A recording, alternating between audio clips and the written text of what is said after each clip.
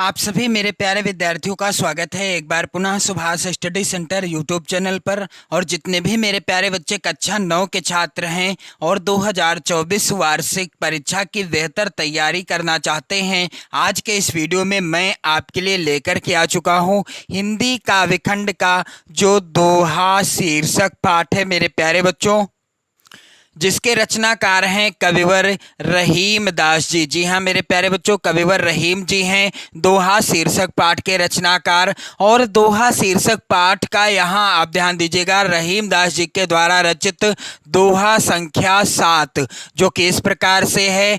दीन सबन को लखत हैं, दीन ही लखै न कोय, जो रहीम दीन ही लखै, दीन बंधु सम होए। कविवर रहीम दास जी ने प्रस्तुत दोहे के द्वारा क्या बताया है, हम सभी को क्या उपदेश दिया है, यानी किस बारे में बताया है, आज के इस वीडियो में मैं आपको इसकी सरल व्याख्या बताऊंगा, प्रसंग और काव्य सौंदर्य तथा संदर्भ भी बताऊंगा। तो वीडियो आपके लिए काफ़ी ज़्यादा इम्पोर्टेंट होगी। और आपसे निवेदन है कि यदि आपने कबीर दास जी के द्वारा रचित साखी शीर्षक पाठ, जो कि पहला पाठ है हिंदी काव्यखंड का, और यह किसके द्वारा रचित है, कबीर दास जी के द्वारा रचित है। और कबीर दास जी के द्वारा रचित जितनी भी साखियां, कुल 15 साखियां हैं इस पाठ के अंतर्गत, और सभी साखियों का मैंने अलग अलग वीडियो प्रोवाइड करा दिया है आप सभी के लिए। आप चैनल की प्लेलिस्ट में जाओ, वहां से आप प्रत्येक साखी का वीडियो देख पाएंगे,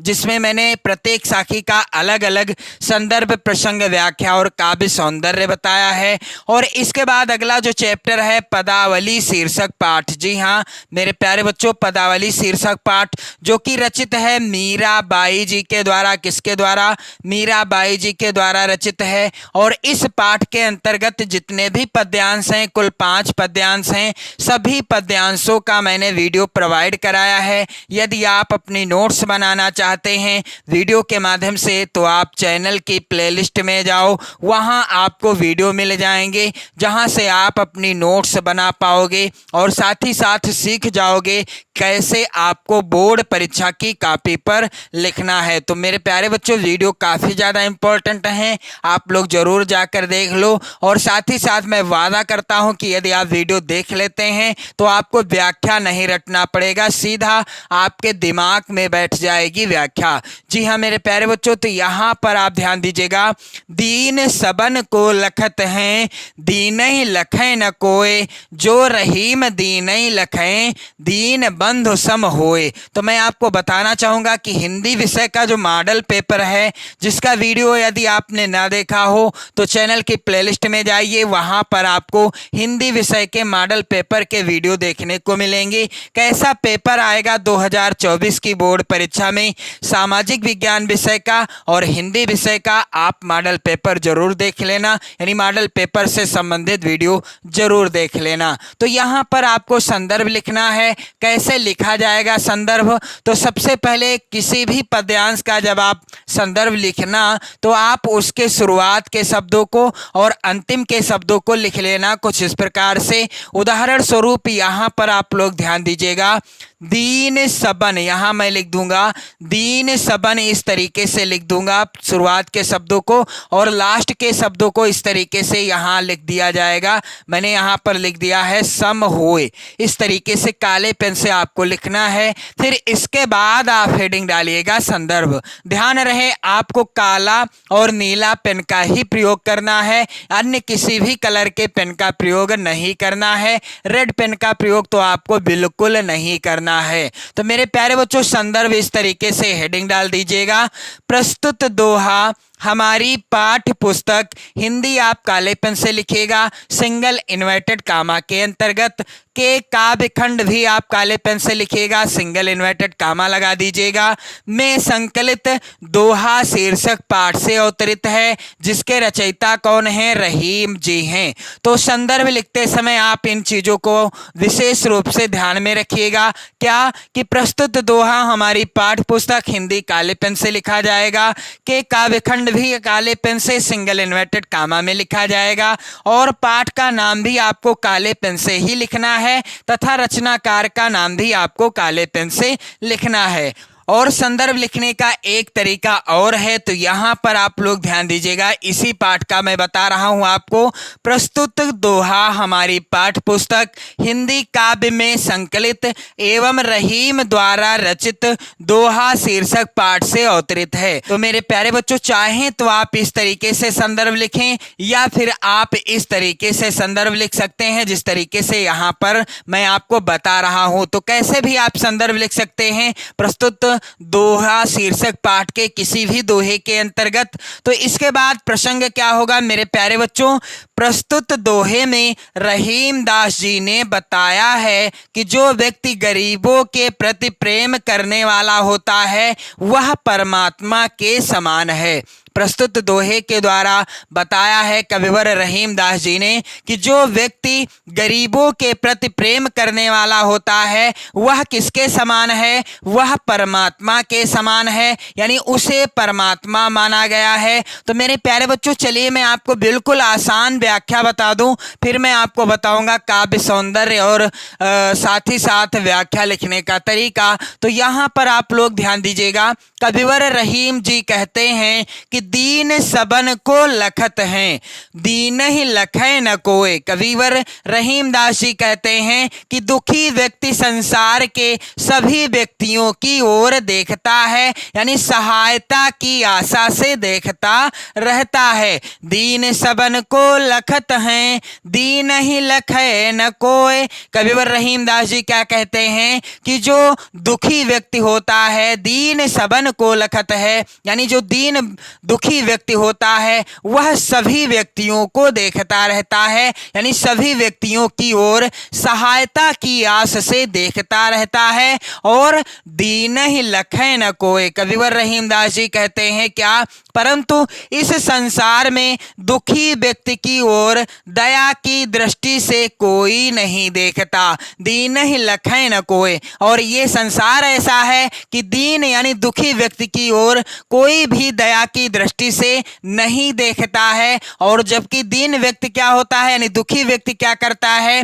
वह सभी की तरफ दया की सहायता की आशा से सभी की ओर देखता रहता है, लेकिन उसकी तरफ संसार का कोई भी व्यक्ति दया की दृष्टि से नहीं देखता। कविवर रहीम दास जी का कहना है। हालांकि कुछ एक आध व्यक्ति ऐसे हैं जो दीनों की परवाह करते हैं, दीनों का बहुत बड़ा उपकार कर देते हैं, ज्यादातर लोग ऐसे होते हैं। तो आगे कविवर रहीम दास जी कहते हैं कि ये लोग क्या हैं, यानी ये लोग किसके समान हैं? जो रहीम दीन ही लखै, दीन बंधु सम होए। कविवर रहीम दास जी आगे कहते हैं कि जो व्यक्ति दीन दुखियों की ओर सहायता की इच्छा से देखता है, जो रहीम दीन ही लखे, अर्थात जो व्यक्ति दीन दुखियों की ओर सहायता की दृष्टि से देखता है या उनकी सहायता करता है, वो क्या हो जाता है? दीन बंधु सम होए। और वह हो जाता है दीनों पर दया करने वाला ईश्वर, यानी वह हो जाता है उनका परमेश्वर। दीन बंधु सम होए, यानी दीन दुखियों का वह क्या कहलाता है? परमात्मा कहलाता है। तो चलिए मैं आपको बता दूं कैसे आपको व्याख्या लिखना है। तो कविवर रहीम दास जी कहते हैं कि दीन सबन को लखत हैं, दीन ही लखै न कोय। यहां पर आप लोग ध्यान दीजिएगा, व्याख्या हेडिंग डाल दीजिएगा। काले पेन से आप हेडिंग डालिएगा, लाल पेन का प्रयोग आपको कहीं पर भी नहीं करना है। इस चीज का आपको विशेष रूप से ध्यान देना है। तो यहां पर आप ध्यान दीजिएगा, कवि रहीम दास जी कहते हैं कि दुखी व्यक्ति संसार के सभी व्यक्तियों की ओर सहायता की आशा से देखता रहता है। दीन सबन को लखत हैं। आगे क्या कहते हैं? दीन ही लखै न कोय। परंतु इस संसार में दुखी व्यक्ति की ओर दया की दृष्टि से कोई नहीं देखता। दीन सबन को लखत हैं, दीन ही लखै न कोय। जो रहीम दीन ही लखै, दीन बंधु सम होए। कविवर रहीम दास जी कहते हैं कि इस संसार में दुखी व्यक्ति की ओर दया की दृष्टि से कोई नहीं देखता, लेकिन जो रहीम दीन ही लखै, दीन बंधु सम होए। कविवर रहीम दास जी आगे क्या कहते हैं कि जो व्यक्ति व्यक्ति दीन दुखियों की ओर सहायता की इच्छा से देखता है, जो व्यक्ति दीन दुखियों की ओर सहायता की इच्छा से देखता है, वह व्यक्ति दीनों पर दया करने वाले ईश्वर के समान हो जाता है, यानी परमेश्वर हो जाता है दीन दुखियों का। तो जो रहीम दीन ही लखें, दीन बंधु सम होए। इसके बाद काव्य सौंदर्य क्या होगा, तो इस तरीके से आप हेडिंग डाल देना। काले पेन से आप हेडिंग डालिएगा, लाल पेन का प्रयोग आप कहीं पर नहीं करेंगे।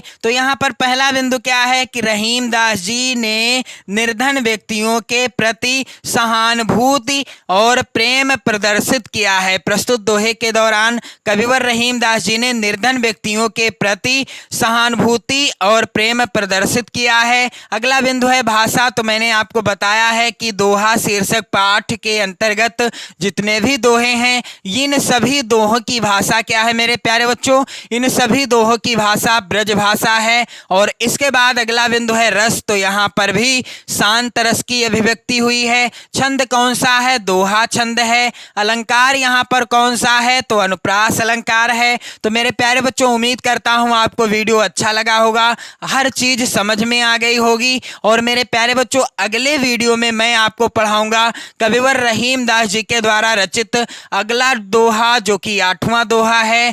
प्रीतम छवि नैनी बसी, पर छवि कहाँ समाए, भरी सराय रहीम लखी, पथिक आप फिरी जाए। तो यहाँ पर आप लोग ध्यान दीजिएगा, इसका संदर्भ, प्रसंग, व्याख्या और काव्य सौंदर्य अगले वीडियो में मैं आपको प्रोवाइड कराऊंगा। तो आप इस वीडियो को जरूर शेयर कर देना, लाइक कर देना, अपने प्यारे प्यारे कमेंट भी करते रहना। पढ़ते रहें, मस्त रहें, स्वस्थ रहें।